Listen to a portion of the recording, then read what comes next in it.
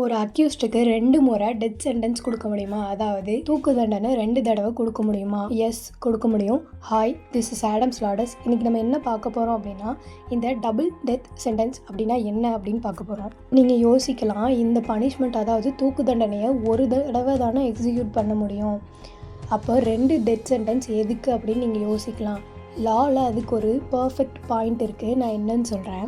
ஒரு அக்யூஸ்ட் பல விதமான செக்ஷனுக்கு கீழே சார்ஜ் பண்ணப்படலாம். அதாவது கொடூரமான crime like murder, sexual assault அந்த மாதிரி பண்ணுற க்ரைம்ஸ் நிறைய பண்ணியிருக்கலாம். இல்லைனா நிறைய பேருக்கு பண்ணியிருக்கலாம். அதாவது நிறைய விக்டிம்ஸ், அதாவது நிறைய பேர் இப்போ கொலை பண்ணியிருந்தாங்க அப்படின்னா தனித்தனியாக பனிஷ்மெண்ட் இம்போஸ் பண்ணுவாங்க. தனித்தனியாக ட்ரையல் கோர்ட்டில் பனிஷ்மெண்ட் இம்போஸ் பண்ணுறது இவங்க அப்பீலுக்கு போகும்போது அதாவது இப்போ ஒரு பனிஷ்மெண்ட்டுக்கு 2 டெத் சென்டென்ஸ் கொடுத்துட்டாங்க அப்படின்னா இவங்க அப்பீலுக்கு போகும்போது ஒரு டெத் சென்டென்ஸை உடைச்சாலும், அதாவது ஒரு செக்ஷனோட சார்ஜை உடைச்சாலும் இன்னொரு செக்ஷன் மூலமாக அவனுக்கு டெத் சென்டென்ஸ் கிடைக்கலாம்.